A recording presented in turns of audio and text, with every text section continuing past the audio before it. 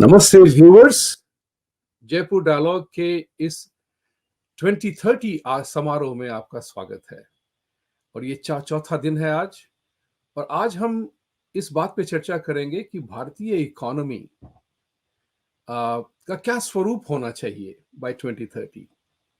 You know ये आजकल की तारीख में ऐसा हो गया है कि टेक्नोलॉजी और साइंस के कारण आज देखिए कि हम चार डिफरेंट एरिया से आज हम बातचीत कर रहे हैं।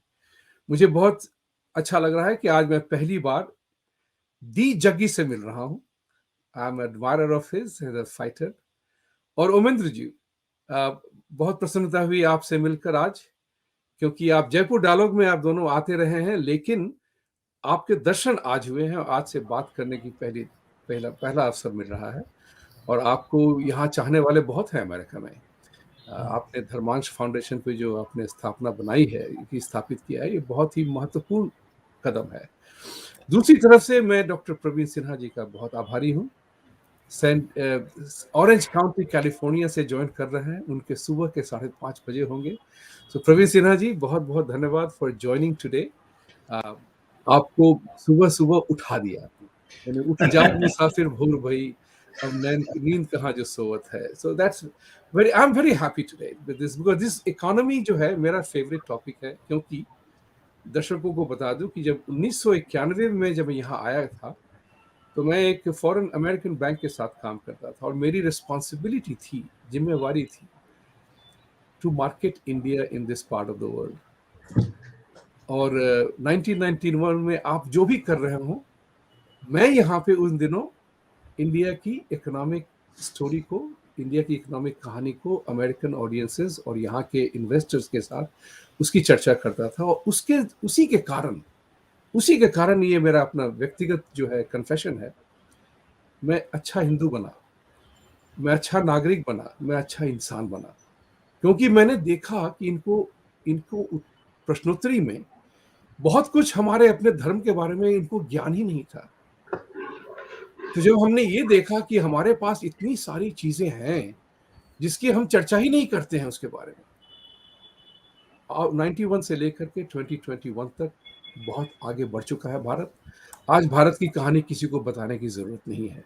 मुझे भारत की कहानी लिखनी पड़ी थी, बतानी पड़ी थी। 100 कॉर्पोरेट्स के साथ बातचीत की थी और मुझे उनको कहना पड़ा था कि हम ऐसे नहीं है जो तुम समझते हो।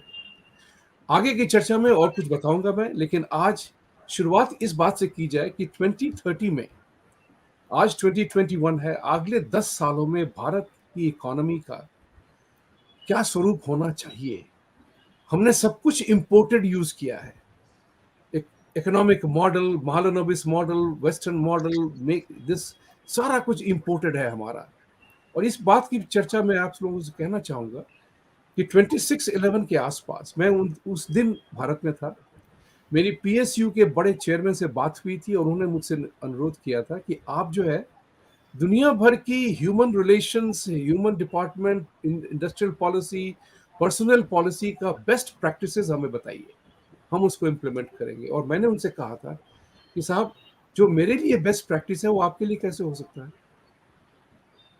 ये समझने वाली बात थी। और मैंने उनसे ये कहा था कि भारत की अपना स्वरूप है, हमारा अपना इथोस है, अपना कल्चर है। Why not build practices which suit us the best. South India, Bharat के दक्षिण भारत में लोग धोती एक तरह से पहनते हैं, नॉर्थ इंडिया में धोती दूसरी तरह से पहनते हैं। कैसे, क्या क्या क्या हम ये दावा के साथ कह सकते हैं कि वही अच्छा है और यही बुरा है? तो ये हमारी आर्थिक स्थिति जो है, हमारे अपनी भूमि की कहानी है। और ये संवाद जो होगा अंग्रेजी हिंदी दोनों में होगा, जैसे आपकी कन्वीनियंस हो। तो आज का पहला बैटिंग का ओपनिंग स्कोर मैं आज प्रवीण जी से कहूंगा, क्योंकि सबसे पहले उठे हैं वो।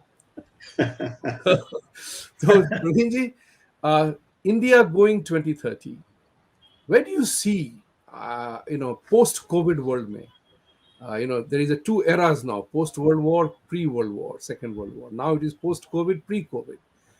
We were going very well, India was going very well in the economic front pre COVID, and then there was a Vyatyay. And then you are now looking at IMF, World Economic Forum, all saying